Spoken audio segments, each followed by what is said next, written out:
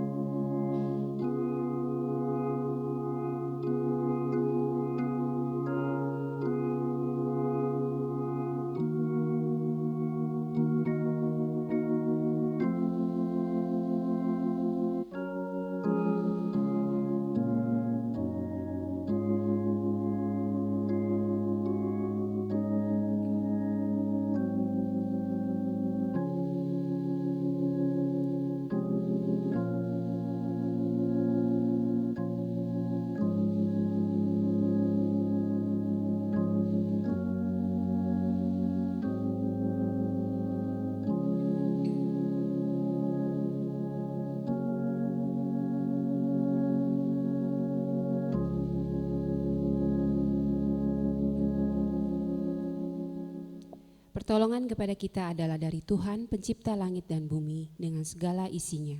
Damai sejahtera Allah dalam Tuhan Yesus turun atas saudara sekalian. Mari kita berdoa.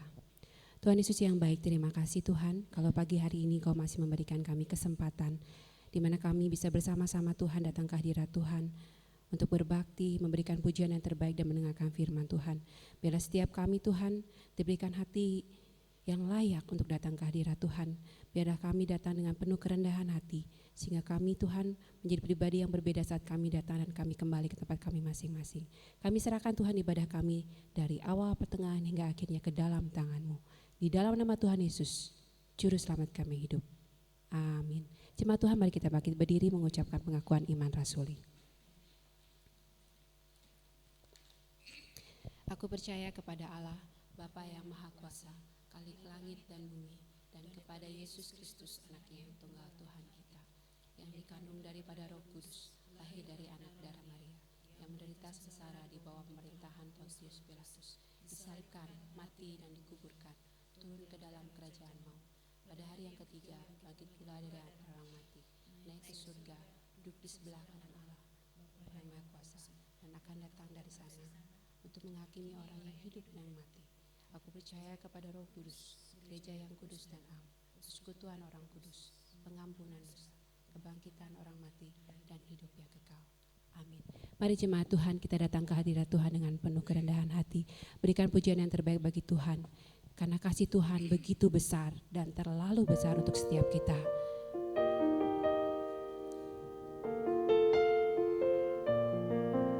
Terima kasih Tuhan untuk kebaikan-Mu, untuk kasih setia-Mu untuk setiap kami Tuhan.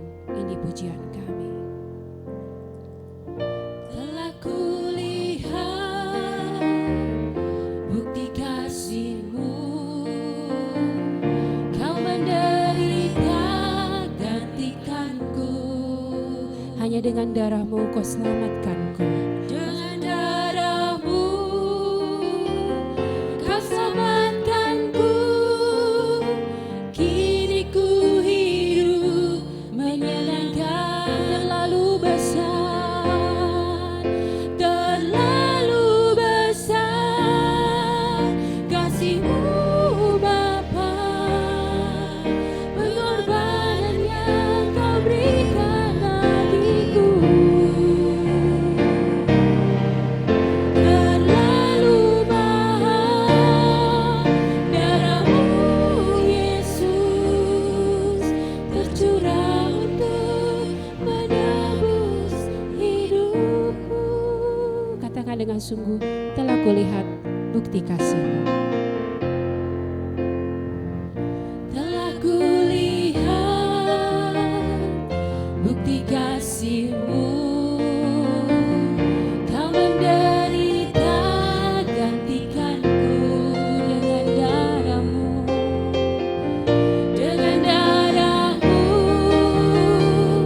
Kau selamatkanku. Kini ku hidup menyatakan terlalu besar kasih-Mu Tuhan. Terlalu besar kasih-Mu Bapa. Pengorbanan yang Kau berikan bagiku.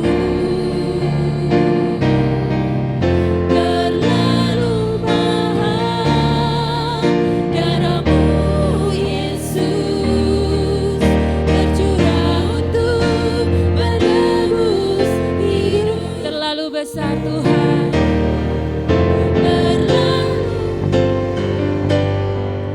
Terlalu besar kasih-Mu Bapa. Pengorbanan yang Kau berikan bagiku. Terlalu mahal darah-Mu Yesus, tercurah untuk menebus hidupku.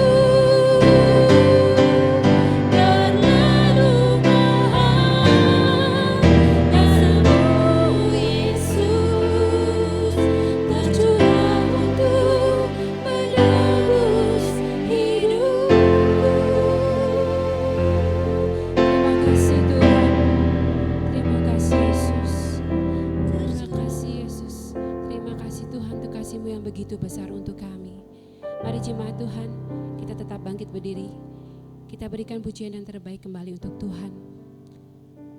Bagai Raja Wali.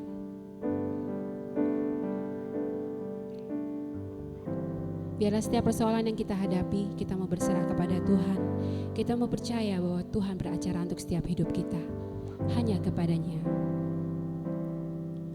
Hanya kepadanya ku kan berlari di saat ku bimbang dalam hidupku. Yang aku percaya dalam hadiratnya ada kekuatan yang baru. Walau ku melangkah dalam tekanan, badai pencobaan datang menghadang. Yang aku percaya dalam hadiratnya ada kekuatan yang baru. Ku kan terbang, ku kan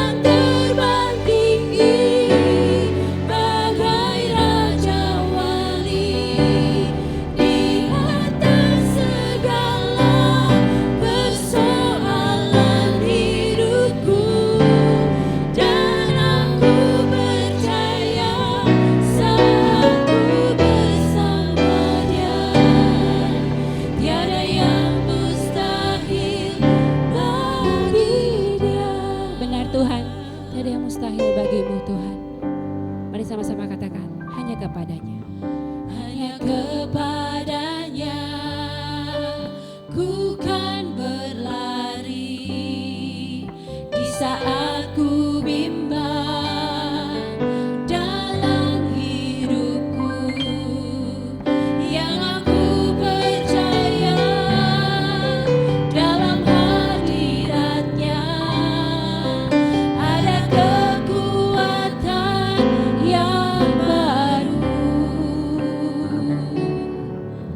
Walau ku melangkah dalam tekanan, badai pencobaan datang menghadang. Yang aku percaya dalam hadiratnya ada kekuatan yang baru. Ku kan terbang tinggi bagai raja wali di atas segala persoalan hidupku. Dan aku percaya saat ku bersamanya tiada yang mustahil bagi Dia. Benar Tuhan, tiada yang mustahil bagimu Tuhan. Amin.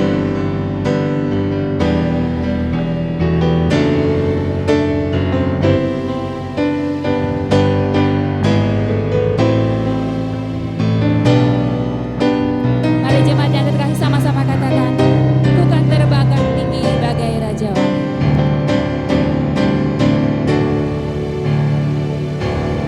Ku kan terbang tinggi bagai raja wali di atas segala persoalan hidupku.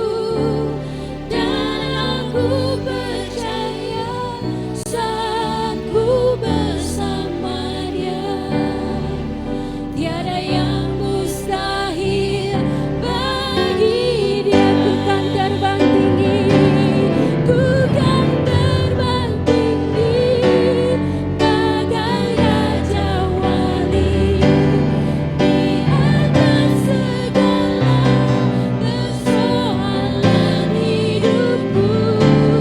Dan aku percaya saat ku bersama Dia tiada yang mustahil bagi Dia. Tiada mustahil, tiada yang mustahil bagi Dia. Tiada mustahil, tiada yang mustahil bagi Dia. Benar Tuhan, Kau Allah yang peduli, Kau Allah yang mengerti setiap kehidupan kami. Apapun pergumulan kami, mau berserah kepadamu Tuhan. Mari jemaat Tuhan, kita tetap memberikan pujian yang terbaik bagi Tuhan. Banyak perkara yang tak dapat kita mengerti, tapi satu hal yang harus kita yakini, bahwa tiada satupun yang terjadi tanpa Allah peduli.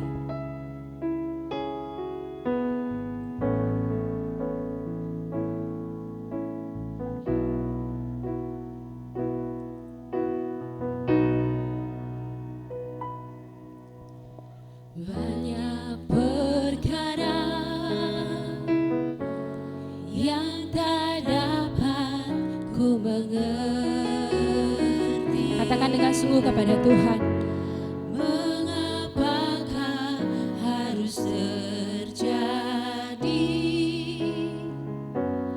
di dalam kehidupan ini?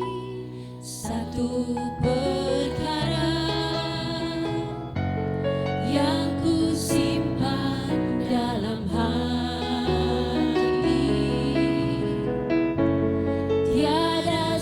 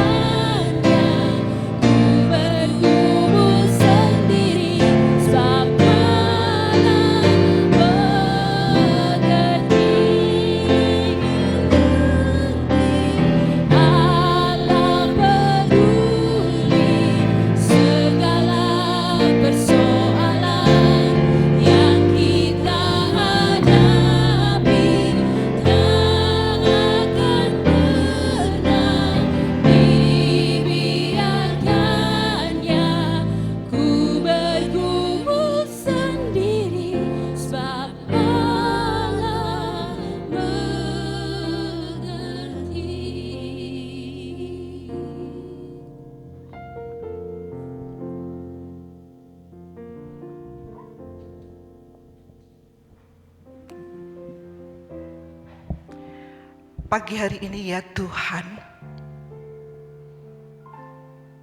kami menyadari kami tidak bisa berlari dari Engkau, apalagi hidup menjauh dari Engkau. Tanpa kami sadari, kami sudah ada di rumah Tuhan kembali. Dan kami boleh melihat bagaimana Engkau sudah menyertai kami sepanjang minggu ini. Engkau adalah pribadi yang sangat mengerti setiap diri kami, melebihi diri kami mengerti siapakah diri kami dan bagaimanakah diri kami. Dan kami sangat bersyukur Tuhan karena memiliki Engkau yang membuat diri kami selalu aman. Dan kalau kami ada di rumah-Mu, artinya Tuhan, Engkau ingin mengembalikan kami kembali ke tempat di mana Engkau ingin kami berada. Terima kasih Tuhan Yesus untuk segala hal yang Engkau sudah lakukan dalam hidup kami. Dan pagi hari ini kembali Tuhan, kami rindu sekali untuk duduk diam, mendengarkan isi hati Tuhan yang Engkau hendak sampaikan lewat kebenaran firman-Mu. Tolonglah kami, biarlah kekudusan-Mu Tuhan mengcover segala kesalahan dan kelalaian kami sepanjang minggu ini. Sehingga ketika kami duduk di rumah-Mu dan mendengarkan benih daripada firman-Mu, Tuhan, benih itu benar-benar boleh sampai di tanah hati yang terbaik dalam diri kami. Sehingga kami boleh melihat tanah hati kami yang kering kembali Engkau boleh segarkan. Tanah hati kami yang keras kembali Engkau boleh lembutkan. Dan tanah hati kami yang penuh dengan bebatuan Engkau boleh singkirkan dengan kuasa-Mu. Dan kami boleh melihat sekali lagi Tuhan, benih itu boleh bertumbuh sedemikian rupa. Dan kami boleh melihat sesungguhnya yang memberikan pertumbuhan dan kehidupan adalah Engkau sendiri. Kami rindu boleh mengambil bagian di dalam karya-Mu yang begitu ajaib. Berkati Tuhan tanda hati kami dan berkati secara khusus pemberitaan firman yang akan disampaikan oleh hamba-Mu yang penuh dengan kelemahan ini, agar pada waktu benih ini boleh disampaikan, sungguh Tuhan, Engkau yang boleh berbicara kepada diri kami, termasuk kepada hamba-Mu. Di dalam nama Yesus, kami mengucap syukur dan menyerahkan waktu ini. Amin. Silakan duduk, jemaat yang dikasihi oleh Tuhan. Bolehkah lihat kiri kanan, berikan satu kedipan mata gitu ya, bahwa saudara hari ini bersyukur bukan berada di tempat yang lain tetapi ada di rumah Tuhan. Jemaat yang dikasihi oleh Tuhan, pagi hari ini kita diberikan satu tema yang sangat menarik sekali yang akan berbicara tentang bagaimana kita bisa mengelola diri kita menjadi satu pribadi yang setia dan berkenan di hadapan Allah dan juga sesama. Nah, sebelum kita bersama-sama melihat dan juga mendengarkan lebih jauh lagi, saya mengajak kita untuk membuka Alkitab kita di dalam kitab Lukas pasal yang ke-16, ayat pertama sampai ke-13.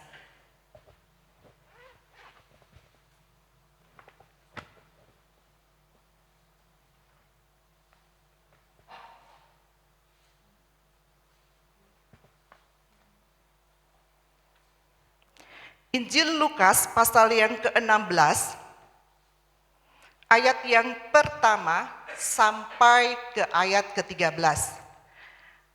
Saudaraku, saya persilakan kaum pria membacakan terlebih dahulu dari ayat pertama sampai ke-6. Kemudian ayat ke-7 sampai ke-13, kaum wanita bersama dengan saya kita akan melanjutkannya. Saya persilakan kaum pria untuk terlebih dahulu membaca dan saya mengundang untuk berdiri menghormati pembacaan firman Tuhan pada pagi hari ini. Saya persilakan yang merasa dirinya pria, Agnes pria ya, yang merasa dirinya pria. Bapak Ibu, tolong cek kiri kanan ada yang meragukan identitasnya, gendernya, tidak ada. Baik, persilakan kaum pria memulai terlebih dahulu dari ayat pertama sampai ke-6, 2, 3.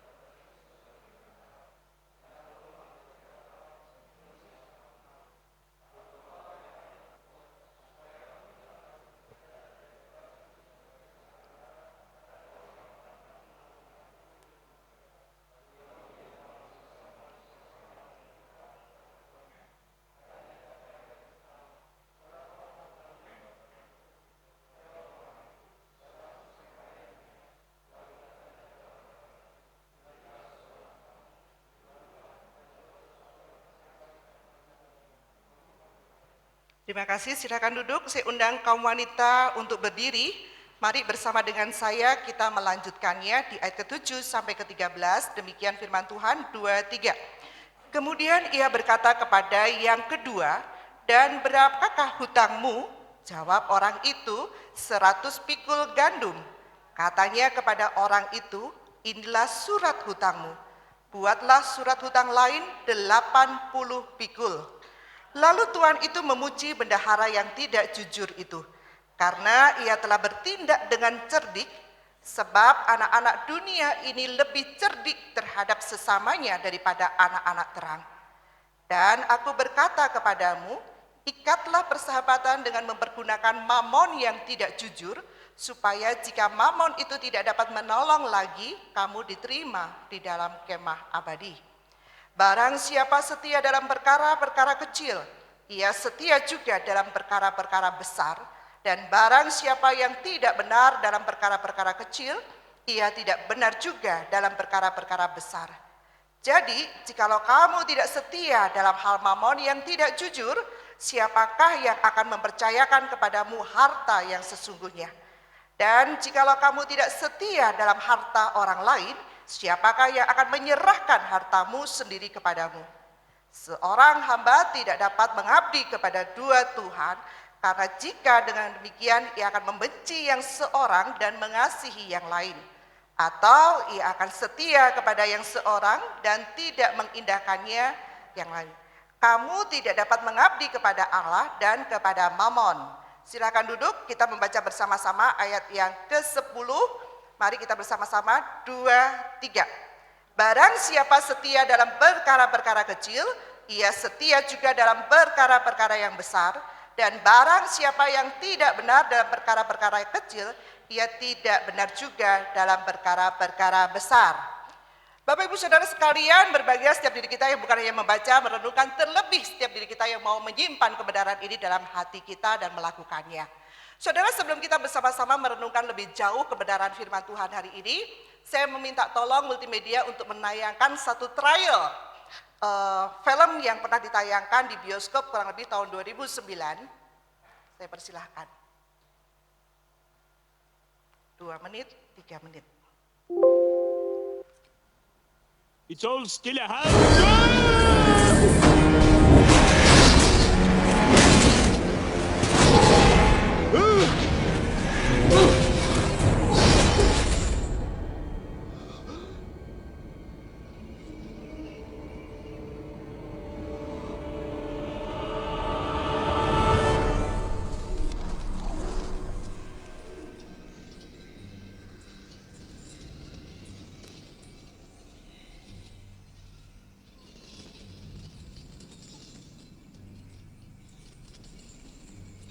How now?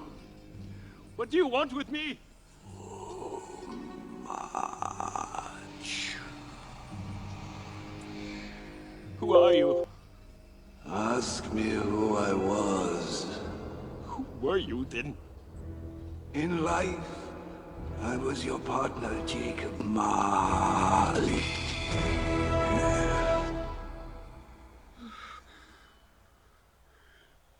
Can you sit down? I can. Do it then.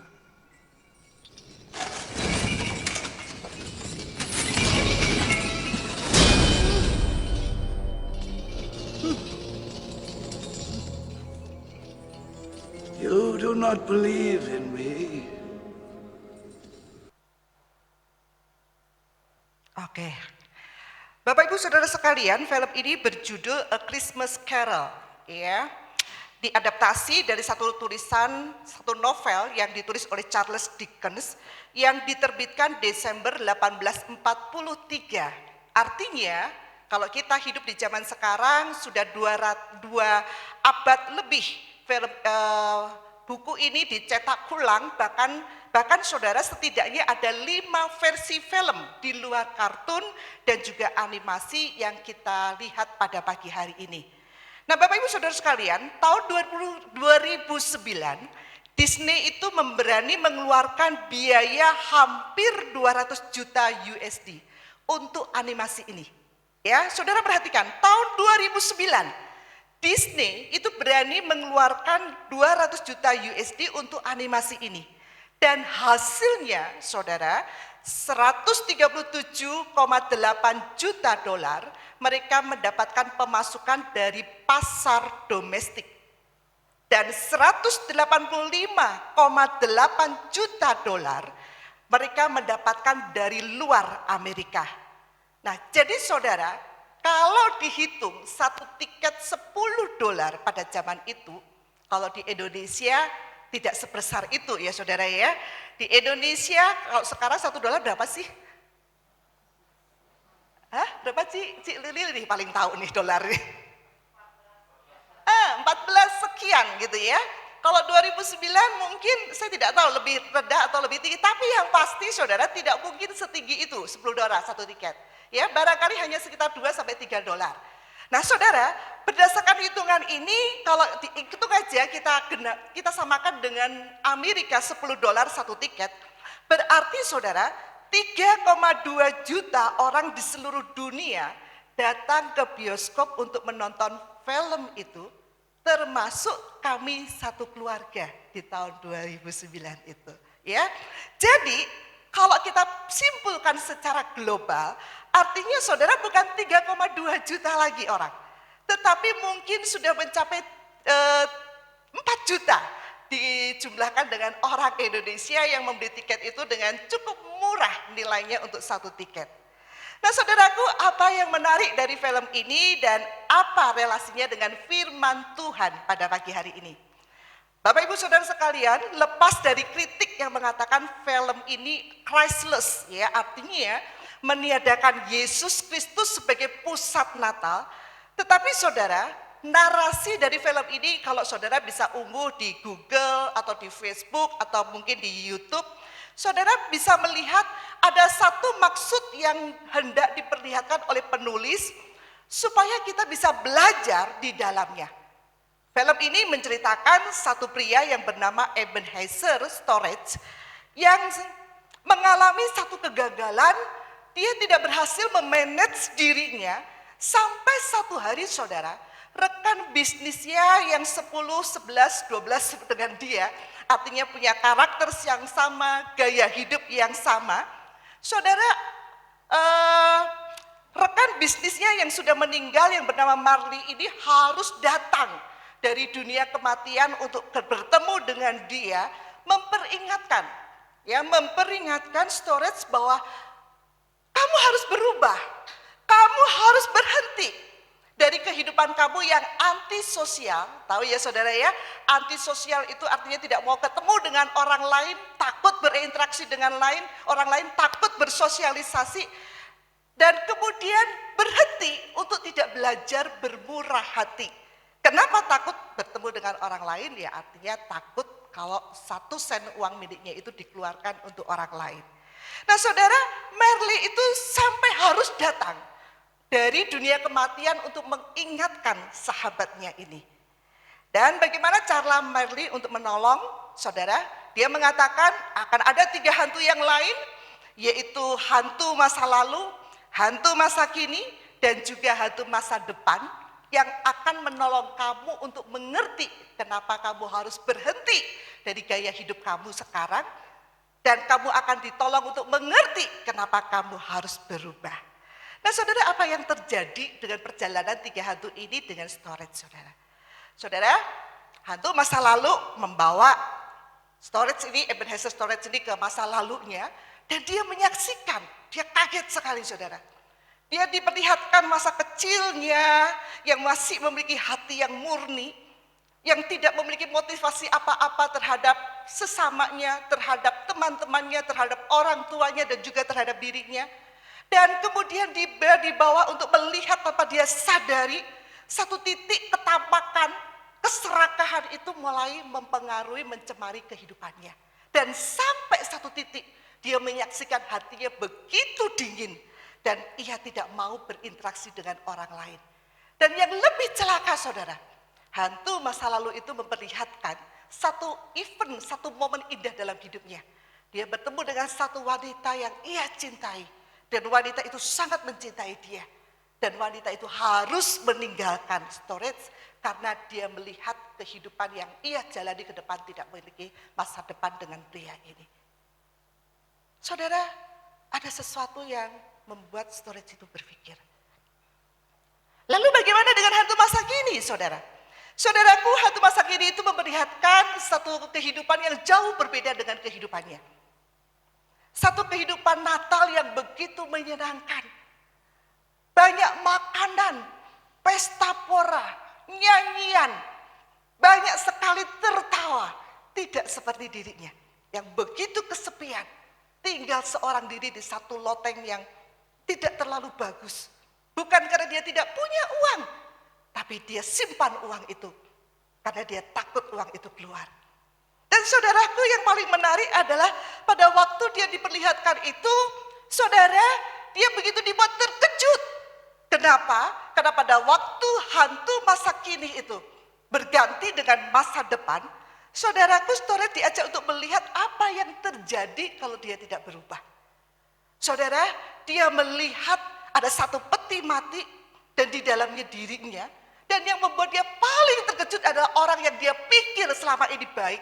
Orang yang begitu dia pikir sangat toleransi dengan keberadaan dirinya yang penuh dengan keterbatasan, kekurangan dan aneh itu. Tapi justru orang-orang inilah yang menertawakan dirinya. Dan dia semakin terkejut karena apa? Diperlihatkan di belakang dirinya. Orang-orang inilah yang sedang menunggu kematiannya. Mereka tertawa bahagia. Mereka sangat bersyukur karena Ebenezer Sorik ini meninggal dunia. Dan hari itu saudara diajak melihat untuk melihat kehidupan dirinya dari sudut pandang orang lain. Dan hari itu dia sadar, saudara. Kehidupan yang dia pikir baik. Kehidupan yang dia pikir dia adalah satu pribadi yang cukup elegan menjalani kehidupan itu. Ternyata dia adalah satu pribadi yang benar-benar jahat, egois, sampai orang itu menunggu kematiannya dan bersyukur dan bahkan mereka merayakan kematiannya. Saudara, inilah sebuah gambaran yang hendak diperlihatkan firman Tuhan kepada diri kita pagi hari ini. Saudara, kalau kita tidak mau mengubah cara hidup kita tidak mengubah cara pandang kita tidak mengubah cara kita mengelola diri kita sendiri, maka saudara, roh masa depan di dalam film ini mengingatkan kepada diri kita apa yang akan kita alami di masa depan. Orang di sebelah kita, keluarga kita, anak cucu mantu kita, barangkali adalah orang-orang pertama yang diam-diam berdoa untuk saudara. Mereka menunggu kapan kita dipanggil oleh Tuhan dan mereka siap menyediakan satu pesta besar karena kita meninggalkan mereka. Oleh karena itu saudara, tolong perhatikan kiri kanan, pandang mereka. Silakan dipandang, waktu ini tidak lama gitu ya. Katakan, jangan tertawakan aku kalau aku mati. Tolong saudara, ya, tolong dilihat saudara. Jangan-jangan orang itu di sebelah kita loh, ya. Dan kemudian sekali lagi saudara, pandang orang di sebelah saudara, ya. Katakan, kalau kamu tidak mau aku tertawakan, berubahlah. Tolong saudara, dengan pandangan mata gitu ya, siratkan, ucapkan ini. Sekarang zaman posmo, tidak usah berbicara, lihat mata saja sudah tahu apa yang mau dibicarakan. Lihat dari gambaran. Nah saudara, hal apa sih yang kita harus ubah pada pagi hari ini? Saudara, hal pertama, cara pandang kita terhadap kepemilikan. Bapak Ibu Saudara kalian, kalau kita perhatikan pasal yang ke-16 ayat pertama dan ketiga ini, kita melihat di sini diceritakan ada satu tuan yang sangat kaya, dia punya bendahara dan kemudian dia meninggalkan, dia titipkan hartanya itu kepada bendaharanya. Betul ya, di situ ya diceritakan. Nah, pertanyaan yang pertama yang perlu kita renungkan adalah, saudara, siapa pemilik dan siapa pengelola dari kisah ini? Lalu apa bedanya antara pemilik dengan pengelola? Nah, saudara, secara posisi tinggi mana? Pemilik atau pengelola? Ya. Saudara, saya ambil contoh ya, saudara, untuk menolong kita untuk lebih clear lagi apa bedanya pemilik dan pengelola. Saudara, saya pinjam kacamata ini dari Muse. Satu hari, saudara, kacamata ini tertinggal dan saya tidak bisa mengembalikannya. Kebetulan kami punya masalah yang sama dengan ukuran kacamata ini. Nah, Bapak Ibu Saudara sekalian, kalau saya tidak punya uang untuk menggantikan kacamata ini, minimal saya setidaknya harus menghadap beliau, betul nggak? Ya, menceritakan, memberikan alasan kenapa kacamata itu tidak bisa dikembalikan. Nah, kenapa saya harus melakukan itu? Karena ini pinjaman. Saya cuma bisa mengelola. Tapi sebaliknya Bapak Ibu Saudara sekalian, kalau kacamata ini adalah milik saya, kemudian ini tertinggal atau barangkali tanpa saya sengaja kedudukan dengan saya dan patah, apakah saya harus perlu bertanggung jawab dengan mukse ataupun dengan jemaat Kalam Hidup? Tidak perlu. Kenapa? Karena ini adalah milik saya. Mau saya beli lagi atau tidak, atau barangkali saya berikan kepada orang lain, suka-suka saya. Karena ini adalah milik saya. Nah, Bapak Ibu, bercermin daripada Kejadian pasal 1 ayat ketiga. Di situ kita bisa melihat arti kepemilikan dan kepengelolaan yang benar menurut sudut pandang daripada Tuhan. Ada batasan yang begitu jelas. Sebagai pemilik, saudaraku, Allah yang memiliki kita, betul tidak? Allah yang menciptakan alam semesta ini. Allah yang mengatur berkat kita. Allah yang sudah menyediakan sumber daya, sumber alam untuk kita kelola dengan satu tujuan. Allah ingin supaya saudara bisa memanage diri saudara menjadi rupa dan gambar Allah sesuai dengan tujuan yang Allah sudah tetapkan, sehingga orang lain, makhluk ciptaan lain boleh melihat bahwa di dunia yang fana ini ada satu pribadi yang namanya Allah yang menciptakan. Dunia ini tidak lahir dari batu, karena batu pun ciptaan. Dunia ini tidak lahir dari semesta yang tiba-tiba memunculkan bumi ini, karena semesta ini pun ada yang menciptakan. Namun mari kita perhatikan di dalam pasal 1 dan ketiga ini, saudara. Kita melihat bagaimana manusia yang namanya Adam dan Hawa itu gagal karena mereka tamak, mereka serakah. Bukan hanya dengan apa yang Tuhan percayakan, tetapi juga dengan kepemimpinan yang Tuhan anugerahkan dalam hidup mereka. Dan akhirnya di sana dituliskan, dikatakan apa? Kehidupan mereka 180 derajat berbeda. Yang paling mengerikan, mereka harus diusir dari Taman Eden dan kemudian mengalami namanya kematian kekal. Nah, Bapak Ibu Saudara sekalian, melalui perumpamaan tentang orang kaya dan berdarah ini, sebenarnya Tuhan itu hendak mengingatkan setiap diri kita yang pertama, bahwa kepemilikan dari alam semesta ini termasuk nafas hidung kita, itu adalah berasal dari Tuhan, oleh Tuhan, dan untuk Tuhan. Kita ini siapa, saudara? Kita ini cuma hembusan nafas Tuhan. Dan kalau hembusan nafas Tuhan itu dihentikan oleh Tuhan, saudara, Tuhan punya hak tidak untuk melakukannya? Punya. Kenapa? Karena kita adalah milik Tuhan. Betul ya, saudara ya? Jadi jangan pernah berpikir bahwa hidupmu itu milikmu. Jangan pernah berpikir bahwa hidup kita, masa depan kita, dan semua hal yang kita lakukan adalah milik kita. Bukan, saudara. Semua adalah milik Tuhan. Kalau Tuhan sudah memutuskan untuk meminta itu, bukan nafas kita, harta kita. Sekejap, saudara, Tuhan bisa mengambilnya dari kita. Kalau kita selama ini terlalu mengasihi anak kita, dan kalau Tuhan ingin mengambil anak kita, sekejap, saudara, anak kita pun bisa diambil Tuhan. Kenapa? Karena semua milik Tuhan. Saudara mau menjaga dari virus corona, anak tidak diizinkan keluar, disimpan di lantai atas, disteril di atas, karena saudara takut kehilangan keturunan. Katakan kiri kanan, lihat saudara, pandang mata mereka, kasihan deh kamu. Nah, lihat saudara, ya, kasihan deh kamu ya saudara ya. Kenapa? Karena mereka juga adalah milik Tuhan.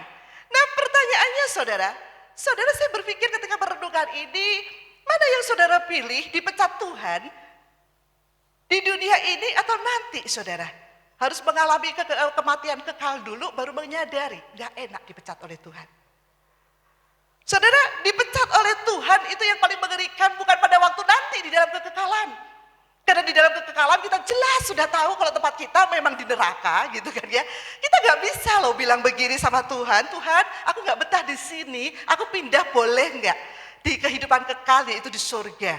Kasih tahu kiri kanan, maaf ya itu bukan terminal. Nah, kasih tahu kiri kanan, ya itu bukan terminal saudara. Kalau terminal saudara suka-suka saudara, gak betah saudara bisa keluar, betul? Ini betul sudah bukan terminal. Saudara kalau kita sudah sampai di dalam kekekalan, tempatnya ada dua. Hidup kekal atau mati kekal. Hanya dua itu, tidak ada yang lain. Dan saudara yang paling mengerikan adalah ketika kita diputuskan oleh Tuhan itu di tengah dunia ini. Kenapa? Kalau di kematian kekal kita gak bisa pilih, betul gak? Dan Tuhan itu tidak bisa ngomong begini loh, sorry ya saya salah menempatkan kamu. Kamu bukan di kematian kekal. Maaf saya salah, dicomot sama Tuhan dipindahkan dalam kehidupan kekal. Kasih tahu kiri kanan, Tuhan kita bukan seperti itu. Kasih tahu kiri kanan. Kasih tahu saudara, biar sadar gitu ya. Saudara Tuhan kita gak pernah membuat kesalahan dan tidak ada yang kebetulan. Tapi kalau Tuhan sudah memutuskan hubungan kita di tengah dunia ini. Mengerikan kenapa? Karena hidup kita di dunia ini masih hidup dalam pilihan. Kita masih bisa memilih dan kita masih bisa berpikir memutuskan mana yang akan kita pilih. Saudara masih ingat Lazarus dengan orang kaya itu. Ya pada waktu saudara, mereka sudah menyelesaikan kehidupan mereka dan Lazarus sampai di pangkuan Abraham. Dan kemudian orang kaya ini ada di dalam kematian yang kekal dan dia tahu ternyata kematian kekal itu sangat mengerikan. Saudara dia mencoba untuk nego sedikit saja. Kasih aku air minum, gak bisa. Setetes aja gak bisa. Dan pada waktu orang kaya ini mengatakan, boleh enggak aku ingatkan saudaraku bahwa ternyata tidak enak di dalam kematian kekal ini. Dan kemudian Abraham mengatakan, Tuhan mengatakan tidak bisa juga. Saudara, kita ini masih di dunia. Kita ini masih bisa melihat dan bisa memikir dengan ulang siapa pemilik dan siapa pengelola. Dan ada batasan yang begitu jelas. Tapi kalau kita sampai salah berpikir, salah mengambil keputusan, maka Bapak Ibu Saudara sekalian kita siap untuk dipecat oleh Tuhan seperti bendahara ini dan siap untuk diputuskan hubungan oleh Tuhan. Nah, lihat kiri kanan sekali lagi. Kamu mau nggak diputuskan hubungan dengan Tuhan? Lihat saudara. Ya. Nah, oleh karena itu saudara, bagaimana kita bisa menolong diri kita untuk mengerti hal yang pertama? Ingat posisi kita hari ini. Kita cuma bendahara. Kita cuma bisa mengelola kekayaan Tuhan. Kita bukan pemilik. Katakan kiri kanan saudara, entong-entong serakah jadi orang. Kasih tahu. Ya, serakah itu bukan soal harta. Ilmu pun jangan serakah. Pelayanan juga jangan serakah. Keluarga juga jangan serakah. Ada keluarga-keluarga yang serakah. Tidak mau membagikan keluarganya untuk melayani Tuhan. Bapak Ibu Saudara sekalian yang kedua, apa yang harus kita renungkan? Bapak Ibu Saudara yang kedua, Tuhan mau kita belajar untuk melihat hati-hati di dalam mengambil sebuah keputusan. Kenapa? Karena hidup kita itu tidak bisa lepas dari yang namanya keputusan. Setuju ya saudara ya? Hidup kita ini tidak bisa lepas dari keputusan. Saudara, kita hari ini diminta oleh Tuhan untuk belajar setia mengelola. Tetapi kalau kita tidak berani mengambil keputusan, itu pun juga sebuah keputusan. Saudara, keputusan dari bendahara ini memang salah caranya. Saudara, dia ditinggal oleh tuannya, dan dia tahu bahwa sebentar lagi dia dipecat, dan memang dia dipecat. Tapi sebelum dia dipecat dengan benar-benar, dia itu kumpulin semua orang yang pernah hutang kepada tuannya. Dan dia mulai nego, saudara. Kamu utang 100 lembar. Kamu bayar aja 80. Tangkap ya. Kamu utang 50, bayar 30. Kamu utang 60, bayar 50 ke aku. Tujuannya apa sih saudara? Tujuannya nanti kalau dia benar-benar dipecat, setidaknya dia punya bekal hidup. Makan dia tidak pernah bekerja di luar bendahara. Dia juga tidak pernah berelasi dengan arti membangun bisnis dengan orang lain. Dan dia berpikir kalau dia sampai keluar dan dipecat sungguhan oleh tuannya, dia mau hidup bagaimana? Bapak Ibu Saudara sekalian, yang Tuhan ingin belajar dari kita pada pagi hari bukan sikap yang salah itu, tetapi Tuhan mau kita, setiap diri kita untuk belajar tidak menjadi bendahara ini. Saudara, tanpa kita sadari kita itu sering kali mengambil keputusan yang salah dan bersikap lebih daripada bendahara ini. Kemarin sore saudara ada satu jemaat tuh datang ke rumah kami dan cerita. Judul ceritanya kalau saya boleh sampaikan pada pagi hari ini judulnya adalah kebingungan. Ya, kenapa? Karena dia datang kepada kami dalam kondisi bingung. Dia bilang begini, saya bingung melihat wai saya. Kenapa bingung? Karena dia bercerita seperti itu bingung, saya juga bingung. Dan saudara hari ini pasti lebih bingung lagi, benar gak? Ya? Jadi judulnya benar ya, kebingungan gitu loh. Nah orang ini cerita begini, saya bingung melihat wai saya. Saya tanya kenapa? Wai saya setiap hari Minggu itu bingung memilih dari 5 gereja mana yang harus dia kunjungi. Wah hebat ya saudara. Kalau kita bingung kenapa jemaat gak mau ke gereja, benar gak? Ya sudah dibuka gereja, tapi gak mau ke gereja. Aneh saudara. Ada satu jemaat saya telepon tuh kekeh. Saya bilang kamu itu masih ada di dalam koridor usia. Kenapa kamu tidak ke gereja? Entahlah semu, enak online saja katanya. Saya bingung saudara. Saya bingung, saya dengar cerita ini lebih bingung lagi. Orang lain gak mau ke gereja, kursi rela dikasih ke orang lain yang bukan gereja kita.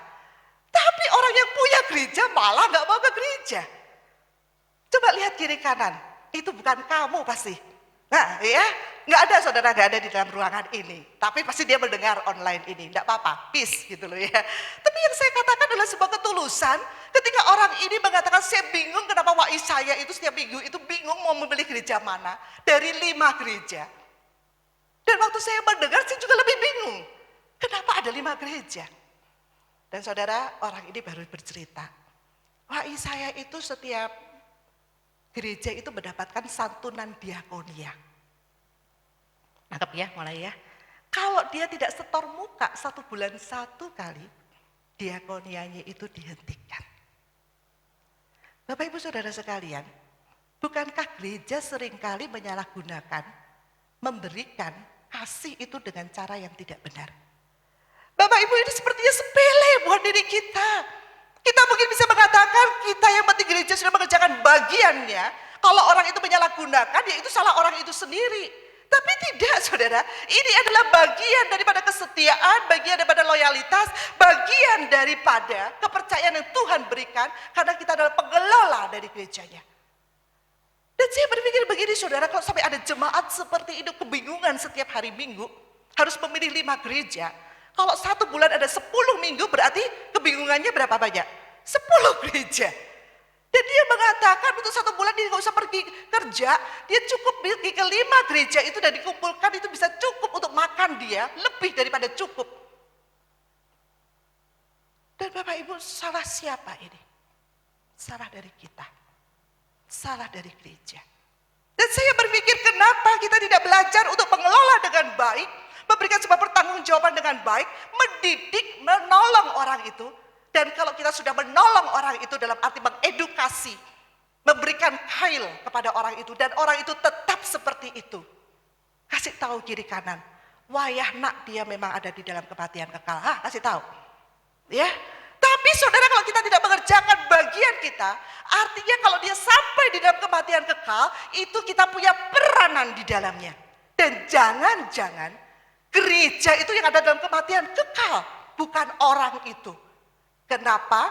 Karena kita tidak melakukan tanggung jawab kita.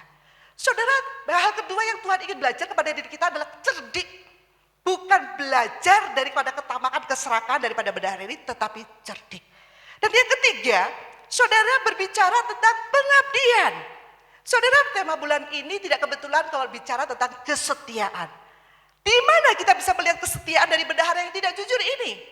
Saudara, di sini firman Tuhan jelas mengatakan bendahara ini dipuji loh. Ya, dia dipuji karena ketidakbenaran bukan, tetapi dipuji karena kecerdikan dia. Dia dipuji karena Tuhan melihat dia mengabdi itu dengan totalitas. Bapak Ibu, saudara bisa melihat tidak? Bendahara ini mengabdi dengan begitu total.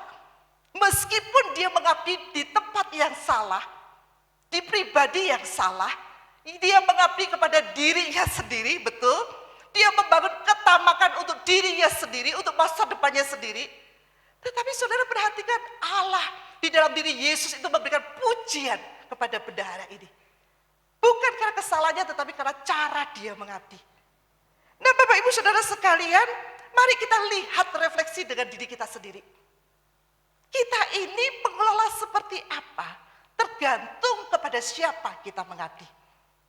Dan kalau hari ini, saudara kita masih belum bisa menjadi pengelola yang baik, kita masih punya kesempatan untuk berubah. Karena kalau kita mengabdi kepada Tuhan kita, maka mindset kita, pola berpikir dan tujuan hidup kita pasti berbeda. Saudara, apa bedanya dengan Ebenezer Storage ini? Saudara, dalam kisah ini, Christmas Carol ini, bedanya mana? Bedanya saudara, kalau Ebenezer Storage ini tidak menyadari bahwa dia itu tamak, dia itu serakah, dia itu pengelola yang salah, dia gak sadar saudara. Tapi kalau kita beda, kita adalah umat Kristiani yang tahu dengan benar, bahkan firman ini sudah dibicarakan berkali-kali. Tapi kalau hari ini saudara, kita masih belum mengerti kebenaran ini, kasih tahu kiri kanan saudara, kasihan deh kamu. Kasih tahu saudara, lihat saudara, jangan lihat saya, lihat, kasihan deh kamu. Ya, kasihan sekali. Saudara, masih ingat tidak? Putri saya pada waktu pandemi itu jualan jus jeruk 5.000. Masih ingat ya cerita itu.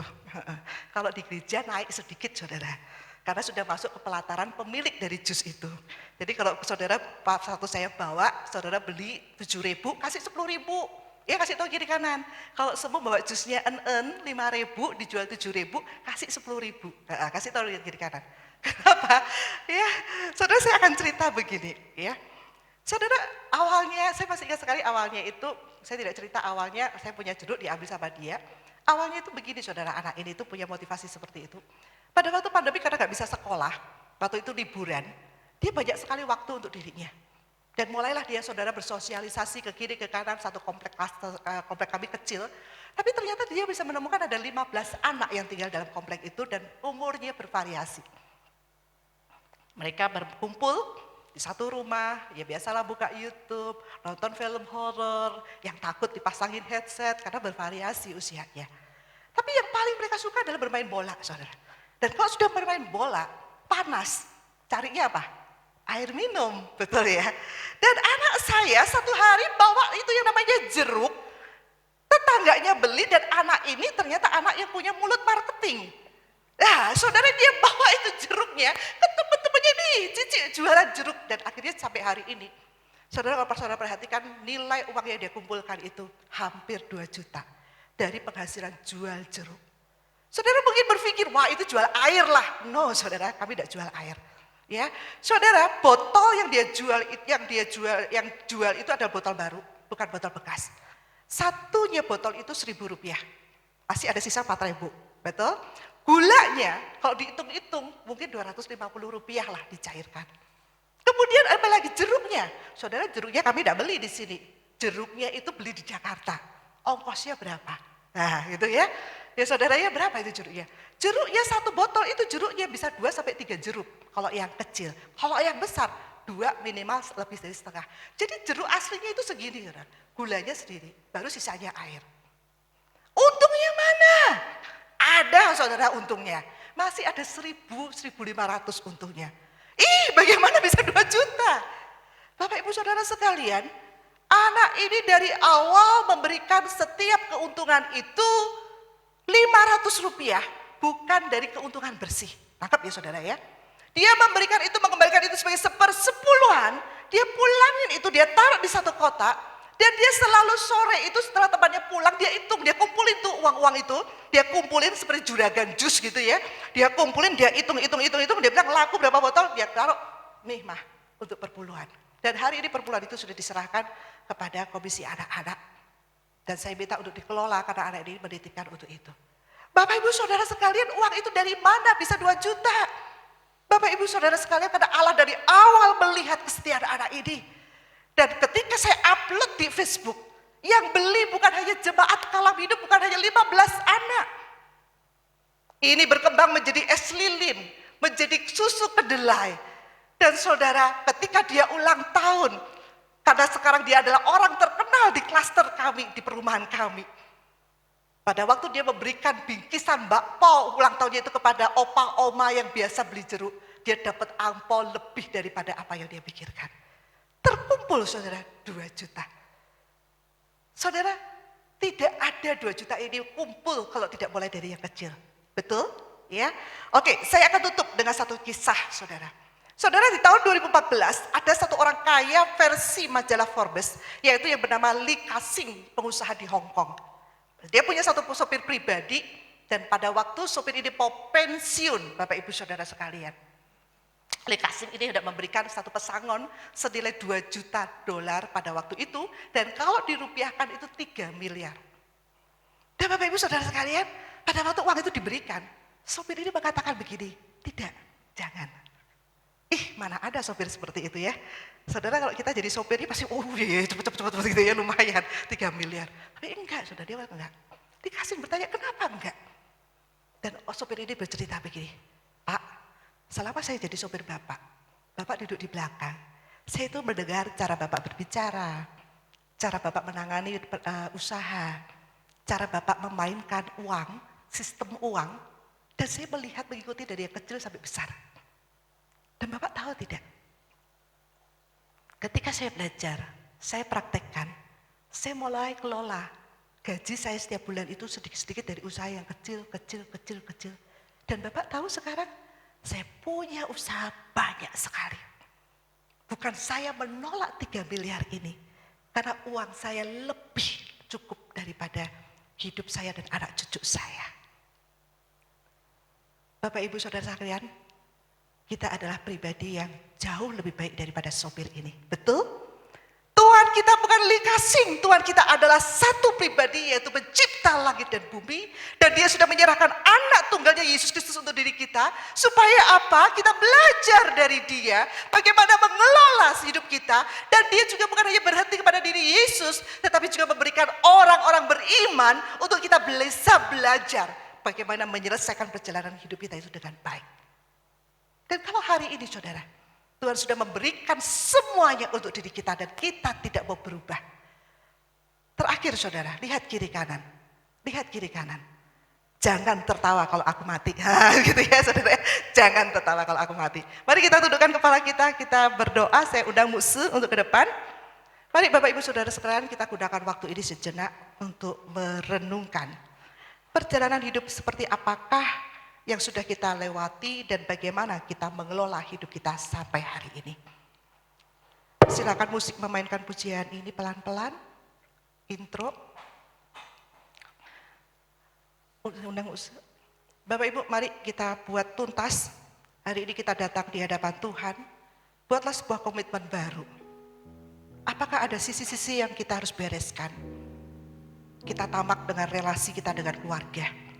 Kita tamak dengan kesehatan kita. Kita tamak dengan pelayanan. Kita serakah, kita tamak dengan gereja Tuhan. Kita tamak dengan sesama kita. Kita tamak dengan waktu yang juga milik Tuhan. Katakan kepada Tuhan. Apa yang Tuhan taruh dalam hatimu, katakan kepada Tuhan. Dan minta dia memberikan kesempatan sedikit lagi. Supaya Tuhan boleh melihat saudara dan saya adalah bendahara yang setia.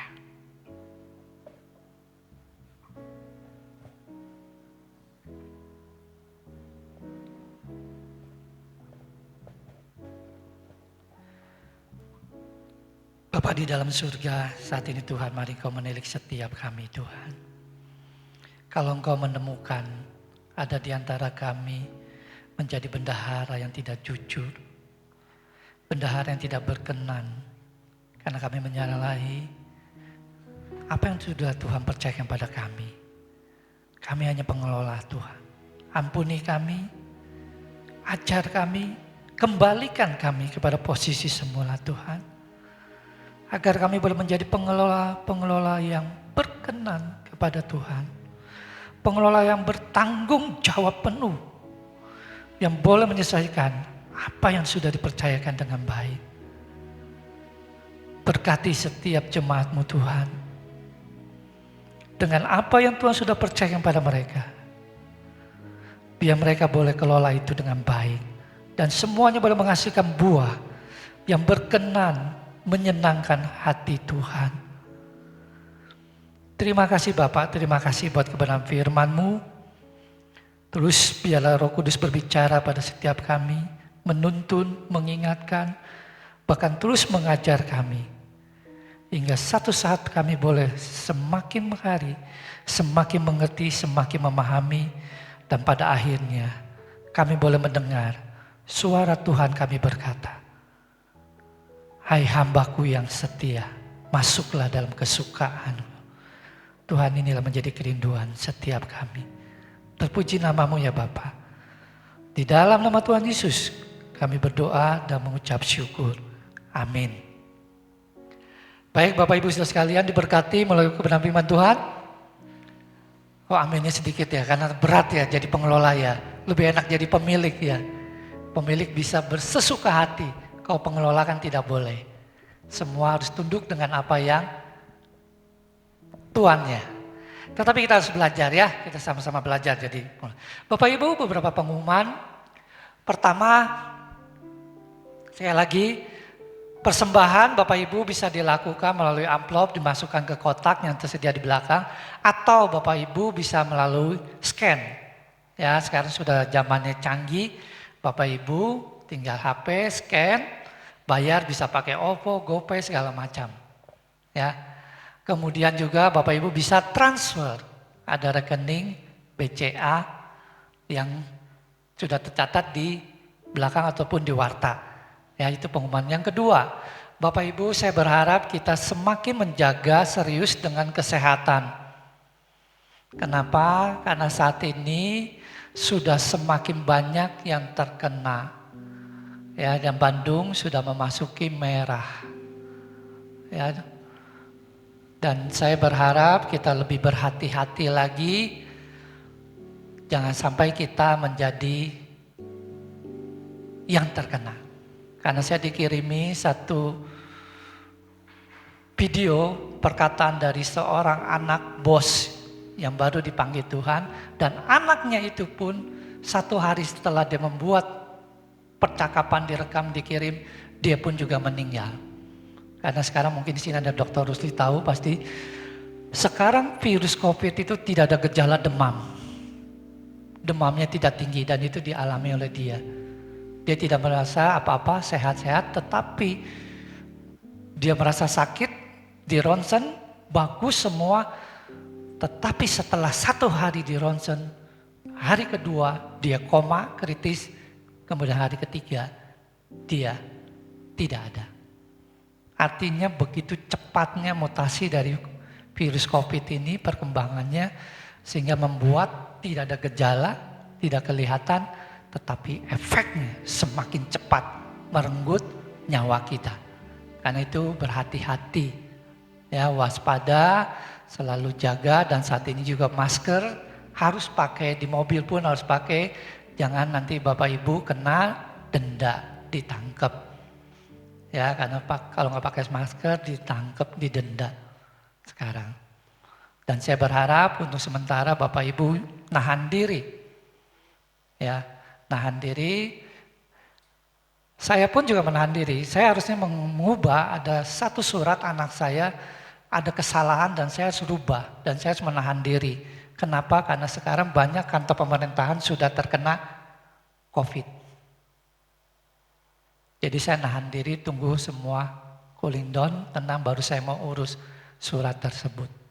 Ya, jadi hati-hati, berjaga-jaga lah ya. Karena kita nggak tahu siapa yang kena. Kita nggak tahu karena kondisinya semua sehat-sehat. Kita pun juga nggak tahu di sini. Apakah di antara kita juga sebenarnya sudah terkena, tidak dan tahu. Tetapi percayalah, kita mau lakukan yang terbaik bersama dengan Tuhan, minta pertolongan Tuhan. Saya percaya Tuhan pasti akan menjaga, melindungi kita semua. Amin. Ya, Bapak Ibu itu saja pengumuman dan ibadah-ibadah tengah minggu tetap kita melalui online dan kita terus berdoa untuk Kota Bandung ini ya supaya bisa ditekan sehingga tidak semakin meningkat, karena kalau semakin meningkat ada kemungkinan besar kita juga ibadah akan di online kembali. Ya, jadi tolong kita berdoa bersama-sama untuk situasi ini. Ya, jangan takut kok wajahnya tegang gitu. Takut, tenang. Kan kita ada Tuhan, ingat nggak waktu saya khotbah? You will not walk alone. Amin. Saudara tidak berjalan sendiri, ada Tuhan yang menyertai bersama. Ya, gak usah takut, percaya Tuhan bersama dengan kita. Yang sebenarnya khawatir itu bukan saudara, saya yang khawatir. Saya dengan tim hamba Tuhan pendeta, beberapa tim, 2 minggu yang lalu diberitahu ada seseorang terkena, kami yang seharusnya khawatir. Kenapa? Karena 10 hari sebelum dia diputuskan kena, saya bertemu dengan orang ini, ngobrol sama-sama dengan seluruh pendeta. Yang seharusnya khawatir saya, betul gak? Bapak Ibu khawatir karena dekat saya kan, itu jangan dekat saya. Saya bersyukur gak ada dekat saya. Ya, tapi satu hal yang saya percaya, Tuhan ada bersama dengan saya. Amin. Ya, karena saya tidak berjalan sendiri. Katakan kiri kanan, ingat kita tidak berjalan sendiri, ada Tuhan. Oke? Baik Bapak Ibu, demikian pengumuman, saya undang kita bangkit berdiri, kita akan naikkan pujian pengutusan. Satu-satunya yang kuandalkan. Satu-satunya yang kuandalkan.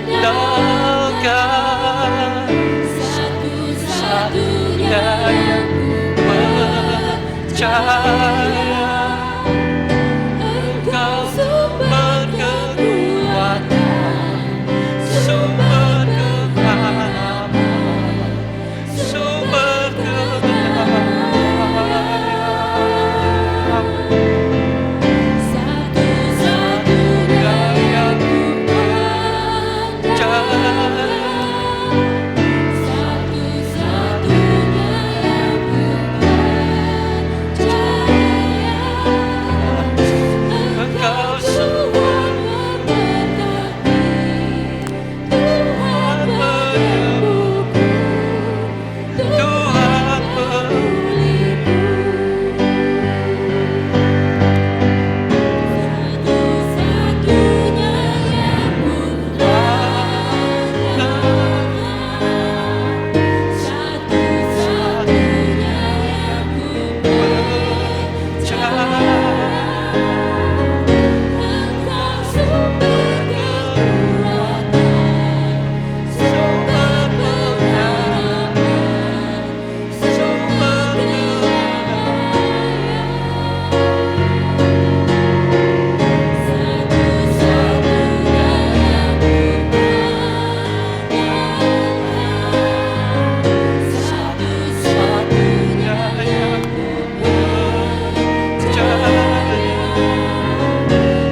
Engkau Tuhan memberkati, Tuhan menyembuhku, Tuhan memulihku. Engkau Tuhan memberkati. Engkau Tuhan memberkati, Tuhan menyembuhku, Tuhan memulihku.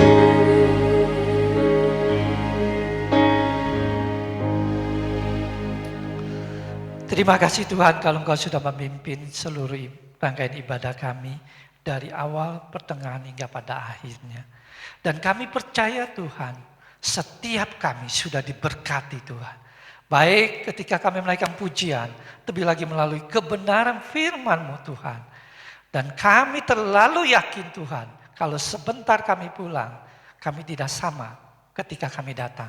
Karena kami pulang membawa perubahan, kami pulang membawa pembaharuan, kami pulang membawa paradigma yang baru Tuhan. Bahwa kami adalah pengelola, Engkaulah pemiliknya Tuhan. Dan kami harus taat, setia kepadamu. Terima kasih Bapa, terima kasih Tuhan Yesus. Dan saat ini Tuhan kami bersatu hati berdoa Tuhan. Buat kota Bandung di mana kami ada di dalamnya Tuhan. Berkati kota ini, jaga lindungi kota ini Tuhan. Berikan hikmat kepada para pemimpin kota Bandung ini secara khusus Tuhan. Dalam menangani COVID-19 ini Tuhan. Sehingga sungguh Tuhan, melalui hikmatnya daripada Tuhan sendiri, mereka boleh melakukan penyuluhan, pencegahan dengan baik sehingga COVID ini tidak menyebar semakin meluas, tetapi boleh ditekan penularannya Tuhan. Sehingga sungguh Tuhan ini juga berdampak bagi kami umat-Mu Tuhan, di mana kami boleh tetap beribadah dengan leluasa. Dan secara khusus juga kami berdoa buat Indonesia, negara kami ini Tuhan. Berikan hikmat kepada para pemimpin kami, mulai yang tertinggi sampai yang terendah. Berikan kesatuan hati, sehingga sungguh Tuhan, mereka bersama-sama berusaha, bekerja Tuhan, untuk menangani COVID ini dan secara khusus juga untuk mencegah supaya resesi ekonomi tidak terjadi Tuhan di negara kami yang kami cintai. Karena kami percaya negara ini ada di hati-Mu Tuhan. Engkau mengasihi bangsa kami. Engkau mengasihi Indonesia Tuhan. Sebab itu kami sebagai anak-anak-Mu, kami bersatu hati memohon belas kasihan Tuhan. Memohon kemurahan Tuhan untuk bangsa kami Tuhan. Jaga dan lindungi Tuhan. Berikan ketenangan, berikan kedamaian. Terima kasih Bapak, terima kasih Tuhan Yesus. Buat kasih kemurahan-Mu, buat semua anugerah-Mu. Jemaatnya dikasihi Tuhan, arahkanlah hatimu, pulanglah dan terimalah berkat daripada Tuhan. Damai sejahtera daripada Allah Bapa, cinta kasih daripada Tuhan Yesus Kristus, dan persekutuan Allah Roh Kudus akan menolong, menguatkan kita untuk terus kita boleh menjadi pengelola-pengelola yang berkenan dan menyenangkan hati Tuhan. Mulai hari ini sampai seterusnya. Amin.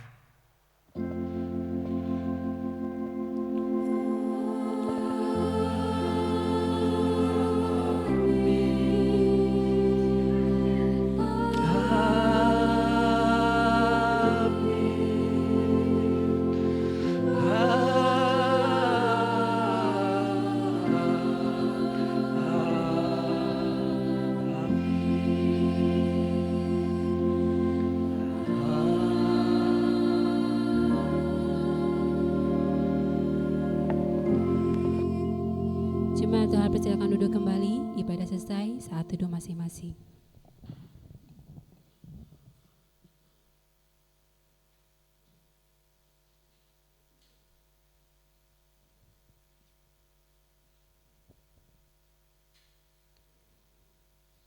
Selamat hari Minggu, Tuhan Yesus memberkati.